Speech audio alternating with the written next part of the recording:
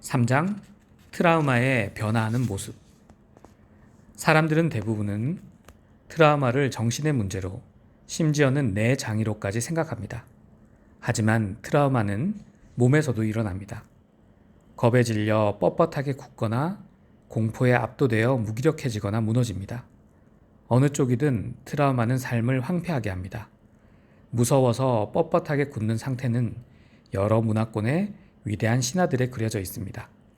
물론 대표적으로는 그의 큰 눈을 쳐다보기만 해도 희생자를 돌로 바꿔버리는 고르곤 메두사가 있을 것입니다. 구약에서는 소돔과 고모라의 끔찍한 파괴를 목격한 벌로, 롯의 아내가 소금 기둥으로 변합니다. 이들 신화가 너무 동떨어져 보인다면 전 세계에서 얼음땡 게임을 하는 아이들만 보아도 됩니다. 얼마나 많은 세대의 아이들이 이 게임을 통해 무서워서 굳어지는, 흔히 꿈에 도사리고 숨어있는 원시적인 공포를 마스터했을까요? 이 이야기들에 우리는 정신의학이 외상후 스트레스 장애 또는 PTSD라고 이름 붙인 질병의 현대 신화를 더할 수 있습니다. 사실 역사적 신화들과 비교해보면 현대 과학은 공포, 충격, 상처와 상실이라는 인류 보편의 경험을 정확하게 이해하는 데 유리한 면과 불리한 면을 갖고 있습니다. 중남미 전역의 토착 원주민들은 오래전부터 두려움의 본성과 트라우마의 본질을 이해해 왔습니다. 더 나아가 그들은 샤먼의 치유 의례를 통해 어떻게 트라우마를 변형시킬 수 있는지도 알고 있는 것 같았습니다. 스페인과 포르투갈의 식민지가 되고 난 후 이들 원주민은 서스토라는 단어를 빌려 트라우마를 겪을 때 일어나는 일을 기술했습니다. 서스토는 생생하게, 두려움 마비, fright paralysis 또는 영혼 상실로 번역이 됩니다. 트라우마를 겪은 사람이라면 누구나 처음에는 두려움으로 마비되고 그 다음에는 세상에서 길을 잃어버린 자신의 영혼과 단절된 느낌이 뒤따른다는 것을 알게 됩니다. 두려움 마비라는 용어를 들으면 우리는 다가오는 헤드라이트 불빛에 놀라 멍하니 꼼짝없이 서 있는 사슴을 떠올릴지 모릅니다. 사람도 트라우마에 비슷하게 반응합니다. 놀란 얼굴에 두 눈을 크게 뜨고 두려움에 얼어붙어 있던 낸시처럼 말입니다. 그리스인들 또한 트라우마를 마비와 신체적인 것으로 확인했습니다. 전쟁 때 적에게 공포와 마비를 스며들게 하려고 제우스와 판을 언급했습니다. 두 신에게는 몸을 얼어붙게 하고 공황 상태를 유발하는 능력이 있었죠. 그리고 호머의 위대한 서사시 일리아드와 오디세이에서도 트라우마는 무자비하게 당사자와 그 가족을 파괴하는 것으로 그려집니다. 미국의 남북전쟁 때 젊은이들은 갑자기 전우가 대포에 몸이 산산이 부서지는 것을 보았고 또 혼돈의 소음과 공포 그리고 악취를 내며 썩어가는 시체에 노출되었습니다. 자신들이 겪을 준비가 된 것보다 훨씬 심한 것들에 노출되었을 때 전투 후의 트라우마 세약에 군인의 심장이라는 용어가 쓰였습니다. 이 이름은 형제끼리 죽이는 전쟁으로 부서진 심장은 물론 잠잘 수 없는 공포에 두근거리는 불안하고 불규칙한 심장 둘 다를 뜻합니다. 남북전쟁 시기에 생겨난 또 다른 용어는 어쩌면 그치지 않는 울음과 현재에 머무르며 삶을 살 수 없는 상태를 가리키는 향수, 노스텔지어였습니다. 제1차 세계대전 직전 에밀 크레펠리는 1909년 무렵 발간된 초기 진단 체계에서 그런 스트레스 세약을 두려움 신경증이라고 불렀습니다. 프로이트 다음으로 그는 트라우마를 대응하기 힘든 스트레스에서 생겨난 상태로 인식했습니다. 프로이트는 트라우마를 압도하는 무기력감으로 이어지는 자극, 과다 자극에 대항하는 보호장벽 침입으로 정의했었습니다. 트라우마 용어집에서는 대부분 사라졌지만 크레펠린의 정의는 두려움의 핵심 측면을 인정했습니다. 물론 신경증이라는 단어가 경멸의 느낌을 주기는 하지만 말입니다. 제1차 세계대전 뒤에 전투 트라우마는 단순하고 정직하며 직접적인 탄환 충격, 말로 되살아났습니다. 이 문구는 미칠 것 같은 탄환들의 폭발과 놀라고 갇힌 사람이 차갑고 축축한 참호에서 몸을 떨며 똥오줌을 싸는 엄청난 충격을 직설적으로 묘사합니다. 서스토처럼 이런 날것의 경험을 그대로 기술하는 용어는 무엇 하나 거리를 두거나 냉정하거나 나쁜 것을 제거한 부분이 없습니다. 하지만 제2차 세계대전 무렵에는 병사들이 받는 고통의 존엄성은 벗겨져 버리고 전투 피로증 또는 전쟁 신경증으로 중성화되었습니다. 첫 번째 용어는 참전 군인이 할머니의 조언에 귀 기울이고 오래 잘 쉬면 모든 것이 다 괜찮으리라는 것을 암시합니다. 별것 아닌 것처럼 무시하고 축소하는 이런 표현들은 특히나 모욕적이었고 회복을 주는 잠을 잘 수 있는 능력이 심각하게 손상되어 고통받는 군인을 생각할 때 모순적이기까지 했습니다. 훨씬 더 모욕적인 점은 포탄에 대한 공포와 쓰러진 동료들을 위한 완전한 비탄, 그리고 사람이 사람을 죽이는 끔찍함에서 오는 너무도 당연한 반응으로 보기보다는 신경증이라는 단어를 경멸적으로 사용하여 군인의 탄환 충격이 성격상의 결함이나 불평하는 개인적 약점, 어쩌면 오이디푸스 컴플렉스 때문이라고 암시하는 점입니다. 이런 새로운 별명들은 군인이 겪는 깊은 아픔의 거친 현실로부터 일반인, 가족, 의사를 분리시킵니다.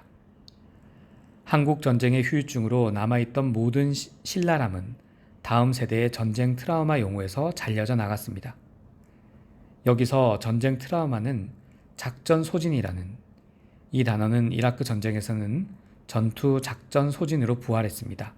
이런 단어로 쓰였고, 이 단어에는 전쟁의 끔찍함에 관해 적나라하거나 사실적인 면이 하나도 없었습니다. 이 객관화된 용어는 너무 오래 켜놔서 재부팅이 필요한 노트북에 더 적합했습니다.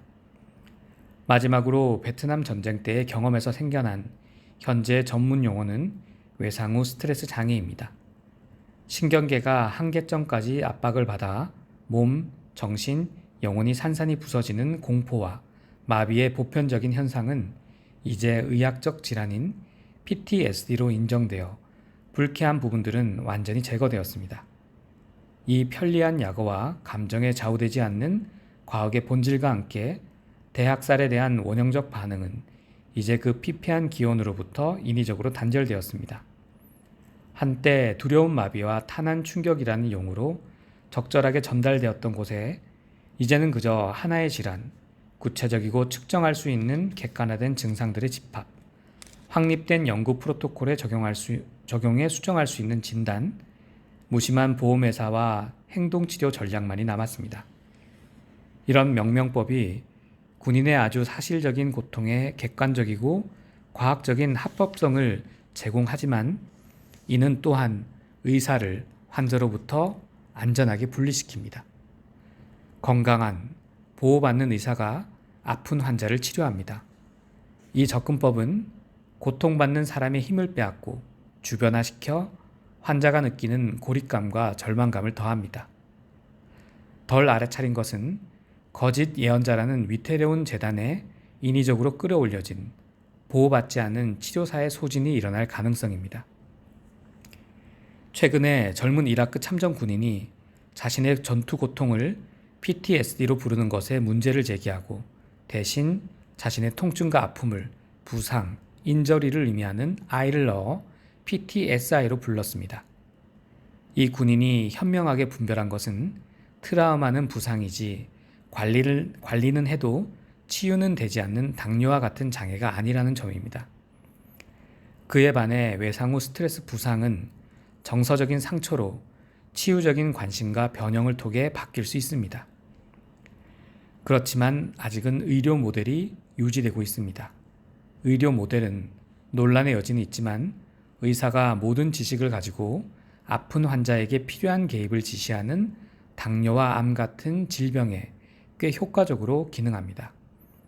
하지만 트라우마 치유에는 유용한 패러다임이 아닙니다.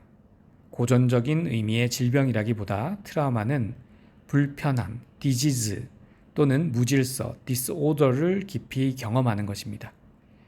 여기서 요청되는 것은 도와주는 산파인 의사와의 협력을 통한 복원 과정입니다.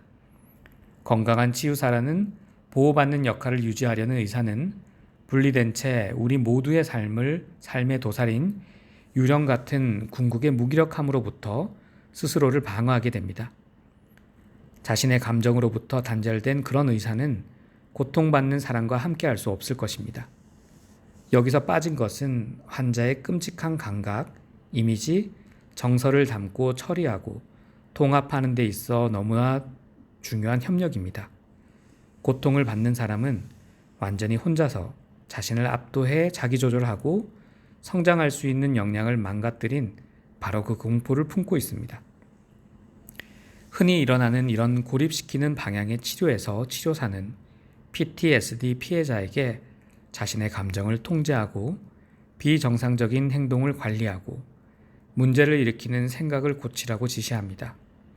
이는 악령의 소나기에서 풀어달라고 우주의 힘에 청하면서 치유자와 고통받는 이가 같이 그 공포를 다시 겪는 샤먼 전통과 대비됩니다. 샤먼은 치유자라는 역할을 맡기 전에 항상 자신의 깊은 무기력과 부서지는 느낌을 만나는 입문 과정을 먼저 거칩니다. 그런 준비 과정에서 현대 치료사들이 자신의 트라우마와 정서적 상처를 먼저 인식하고 작업하도록 하는 모델을 볼 수 있는 것이죠. 신화의 힘. 신화는 생물학적 기능의 하나이다. 조셉 캠벨, 신화와 몸에서. 치유는 치유자를 상처 입은 사람으로부터 분리시키고 테러와 공포에 대한 반응의 보편성을 부인하는 명명법과 패러다임의 방해를 받았습니다. 트라우마를 치유하는 현대의 접근법을 쇄신하려면 본능적 존재인 우리의 생물학적 공통성에 접목할 필요가 있습니다. 그래서 우리 모두는 공통적으로 두려움의 취약성뿐만 아니라 그런 경험들을 변형시킬 수 있는 선천적인 역량으로 연결되어 있죠. 이런 연결은 신화와 동물 친구들에게서 배울 수 있습니다. 영웅 신화와 생물학을 엮으면 신화 생물학, 트라우마의 뿌리와 웅장한 신비를 이해하는 데 도움이 됩니다. 메두사. 신화는 어려운 과제에 용감하게 도전하는 법을 가르쳐주죠. 신화는 우리 존재의 핵심을 간단하게 직접 건드리는 원형의 이야기들입니다. 우리 가슴속 깊은 곳의 열망을 일깨워주고 숨겨진 강인함과 자원들을 드러내주죠. 또한 신화는 우리의 핵심적인 본성을 보여주는 지도이자 우리 서로서로와 자연과 우주를 연결해주는 통로이기도 합니다. 그리스 신화 메두사는 트라우마의 본질을 잘 포착하고 변형으로 가는 통로를 기술합니다. 그리스 신화에서 메두사의 눈을 똑바로 쳐다보는 이는 돌로 변하죠. 시간 속에 얼어붙는 것입니다. 이 뱀머리를 한 마귀를 무찌르러 나서기 전에 페르세우스는 지식과 전략의 여신인 아테나의 조언을 구합니다. 그녀의 조언은 단순합니다. 어떤 상황에서도 메두사를 똑바로 쳐다보지 말라는 것입니다.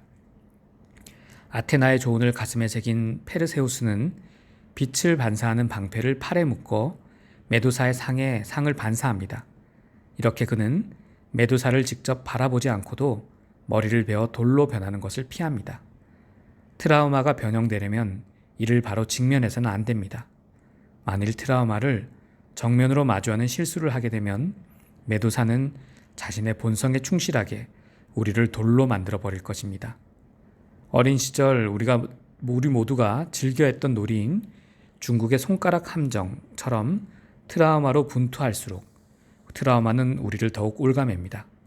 트라우마에 있어 나는 페르세우스의 반사 방패에 상응하는 것이 우리 몸이 트라우마에 반응하는 방식과 살아있는 몸이 회복 탄력성과 좋은 기운을 보여주는 방식이라고 믿습니다. 이 신화에는 다른 이야기가 더 있습니다. 메두사의 상처에서 날개 달린 말 페가수스와 황금검을 지닌 전사인 외눈박이 거인 크리사오르라는 신화 속 존재 둘이 나옵니다. 황금검은 꿰뚫어 보는 진실과 명료함을 나타냅니다. 말은 몸과 본능적 지식을 나타내는 상징이고 날개는 초월을 상징합니다. 둘이 함께 페가수스는 살아있는 몸을 통한 변형을 암시합니다. 함께 이 측면들은 인간이 트라우마라는 메두사 두려움 마비를 치유하기 위해 동원해야 하는 원형적인 특질들과 자원을 형성합니다. 메두사의 반영을 인식하고 반응하는 능력은 우리의 본능에 되새겨져 있습니다. 이 신화의 다른 버전에서 페르세우스는 메두사의 상처에서 피 한 방울을 2개의 약병에 모읍니다. 한 약병에는 든 피는 죽이는 힘을 가졌고 다른 약병에 든 피는 죽은 자를 살려 생명을 복원시키는 힘을 가졌습니다. 여기서 트라우마가 가진 이중적인 본성이 드러납니다. 우선 희생자가 삶을 살아가고 즐길 수 있는 능력을 앗아가는 파괴적인 면입니다. 트라우마의 역설은 이것이 파괴할 힘과 변형시키고 부활시킬 힘 둘 다를 가졌다는 점입니다. 트라우마가 잔인하고 아픔을 주는 메두사가 될 것인지 아니면 변형과 숙련의 경지로 치솟아 오르게 할 수단이 될 것인지는 우리가 트라우마에 어떻게 다가가느냐에 달려 있는 것이죠. 트라우마는 피할 수 없는 현실입니다. 하지만 종신형이 될 필요는 없습니다. 우리는 신화, 임상적 관찰, 신경과학, 살아있는 체험적 몸의 수용, 동물의 행동을 통해 배울 수 있습니다. 그러면 본능에 맞서 버티는 대신 트라우마를 포용할 수 있는 것이죠. 우리는 안내와 지지를 통해 낸시와 내가 그랬던 것처럼 동물들처럼 몸을 털고 떠는 것을 통해 삶으로 다시 돌아오는 법을 배울 수 있습니다. 이런 원시적이고 지적인 본능의 에너지들을 포착할 수 있으면 우리는 트라우마를 통과해 변형시킬 수 있습니다. 4장에서는 동물의 경험에서 드러난 우리의 본능의 뿌리에 관한 연구로 시작하고자 합니다.